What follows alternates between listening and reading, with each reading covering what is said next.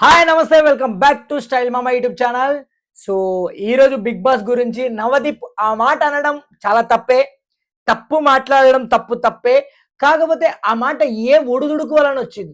ఈరోజు బయట ఈ మాట జడ్జెస్ అంటేనే ఇంత ఫీల్ ఉంటుంటే, ఇంత హట్ అవుతుంటే జనాలు, లోపలికి పోయిన తర్వాత నువ్వు బిగ్ బాస్ హౌస్లో ఎన్ని తప్పు మాటలు మాట్లాడుతావు, ఎన్ని రాంగ్ మాట్లాడుతావు, నిన్ను చెక్ చేసుకో.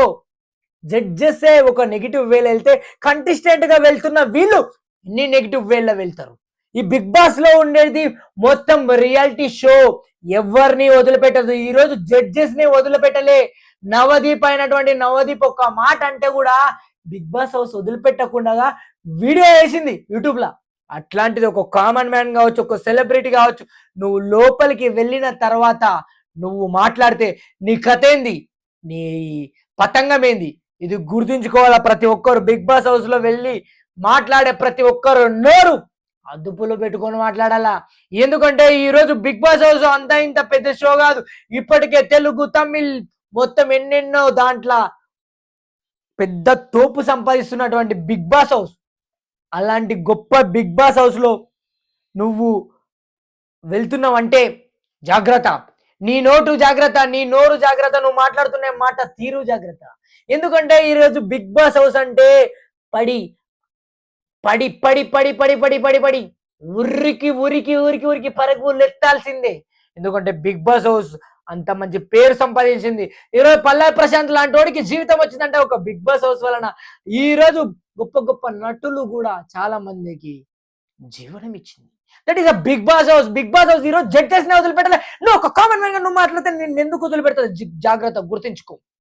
కామన్ మ్యాన్ కావచ్చు, నువ్వు సెలబ్రిటీ కావచ్చు, ఖచ్చితంగా లోపలికి వెళ్తున్నప్పుడు నీ మాటల జాగ్రత్త, నీ నాలుక జాగ్రత్త, నువ్వు మాట్లాడే మాట జాగ్రత్త. ఎందుకంటే జడ్జెస్ ని వదిలిపెట్టలేనప్పుడు నిన్ను ఎలా వదిలిపెడుతుంది ఈ రోజు బిగ్ బాస్ హౌస్? గుర్తించుకో మిత్రమా.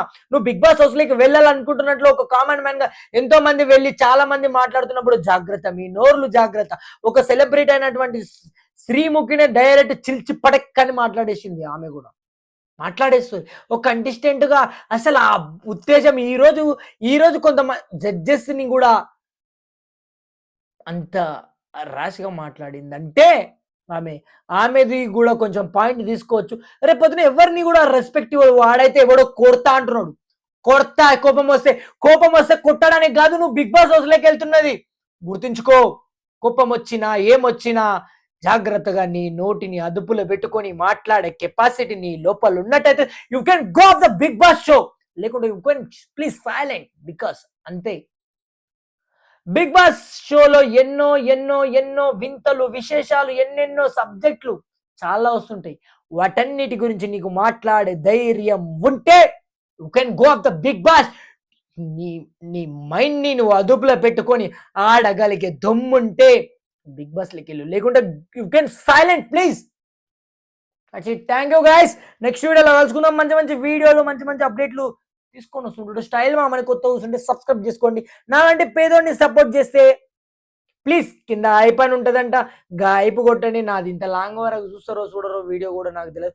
ఆ ఐప్ ఇచ్చి కొన్ని పాయింట్లు ఇస్తే ఆ పాయింట్లతో నేను కొత్త కొత్త పాయింట్లు కొనుక్కొని కొత్త పాయింట్లు వేసుకుంటాను. ప్లీజ్ 92 పాయింట్స్ అంటే ఇచ్చేయండి. Thank you guys. నెక్స్ట్ వీడియోలో మళ్ళీ కలుసుకుందాం. Bye bye, love you.